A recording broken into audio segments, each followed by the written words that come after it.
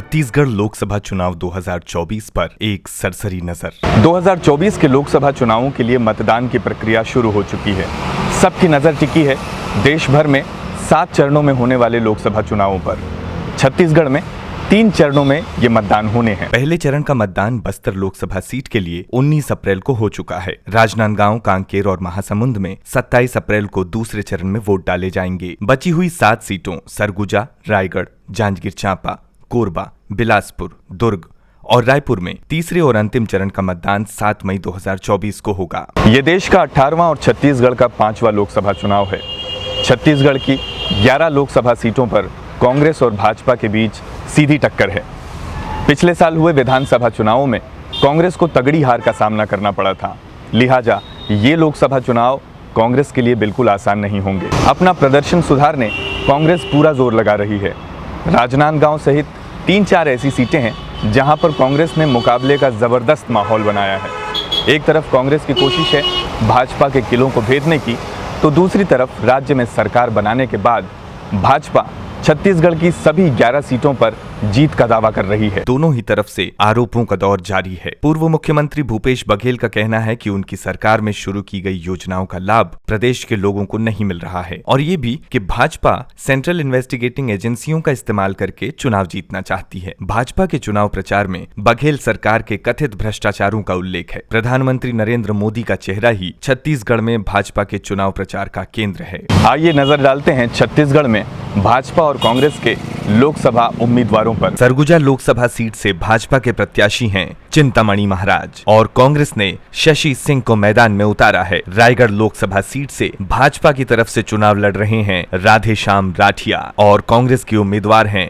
Doctor Maneka Devi Singh. Janjgir Champa Lok Sabha seat से भाजपा ने कमलेश जांगड़े को मैदान में उतारा है और शिव कुमार डहरिया पर कांग्रेस ने दांव लगाया है। कोरबा सीट से भाजपा की प्रत्याशी हैं सरोज पांडे और कांग्रेस ने मैदान में उतारा है ज्योत्सना चरणदास महंत को। बिलासपुर लोकसभा सीट से भाजपा ने तोखन साहू को टिकट दिया है और कांग्रेस ने उम्मीदवार बनाया है देवेंद्र यादव को। राजनांदगांव लोकसभा सीट से भाजपा के प्रत्याशी हैं संतोष पांडे और कांग्रेस की तरफ से चुनाव लड़ रहे हैं पूर्व मुख्यमंत्री भूपेश बघेल। दुर्ग लोकसभा सीट से भाजपा ने विजय बघेल को टिकट दिया है और कांग्रेस की तरफ से चुनाव लड़ रहे हैं राजेंद्र साहू। प्रदेश की राजधानी रायपुर से भाजपा ने अपने कद्दावर नेता बृजमोहन अग्रवाल को प्रत्याशी बनाया है और कांग्रेस की तरफ से चुनाव लड़ रहे हैं विकास उपाध्याय।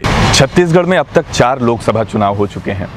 आइए कुछ पुराने आंकड़ों पर नजर डालते हैं और पता लगाने की कोशिश करते हैं कि इन चुनावों में दोनों प्रमुख पार्टियों का प्रदर्शन कैसा रहा है। छत्तीसगढ़ में अब तक हुए लोकसभा चुनावों का इतिहास खंगालने से मालूम चलता है कि यहाँ अब तक भाजपा का पलड़ा भारी रहा है।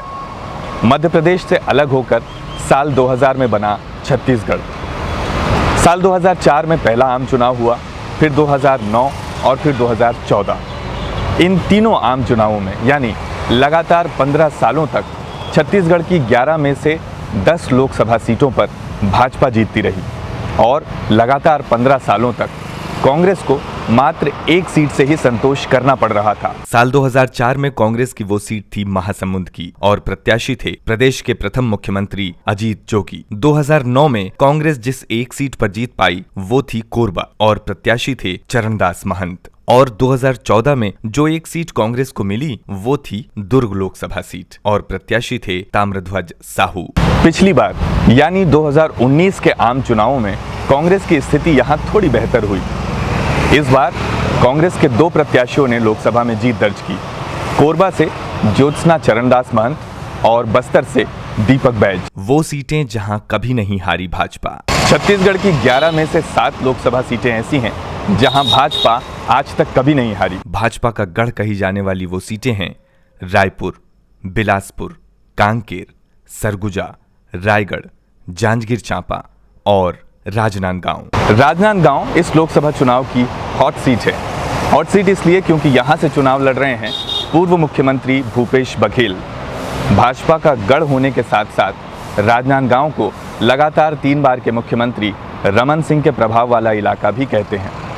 हालांकि भूपेश बघेल के लिए ये चुनाव आसान नहीं होगा, लेकिन फिर भी जिन 3-4 सीटों पर कांग्रेस को जीत की ज़्यादा उम्मीदें हैं उनमें से एक राजनांदगांव भी है। बस्तर से जीते हुए प्रत्याशी दीपक बैज को हटाकर कांग्रेस ने कवासी लखमा को अपना प्रत्याशी बनाया है। चाल चलन से ठेठ देसी, जबान से थोड़े गड़बड़ हैं, लेकिन चुनावी गणित में फिट बैठने वाले कवासी लखमा भी कांग्रेस के दमदार प्रत्याशियों में से एक हैं। लोकसभा चुनावों में अब तक भाजपा के रंग में रंगी छत्तीसगढ़ की तस्वीर में क्या इस बार कांग्रेस का रंग चढ़ पाएगा? इंडिया गठबंधन छत्तीसगढ़ में कितना असर दिखा पाएगा? ये सब जानने हर कोई उत्सुक है। 7वें चरण का मतदान 1 जून को पूरा हो जाएगा। 4 जून को वोटों की गिनती शुरू हो जाएगी।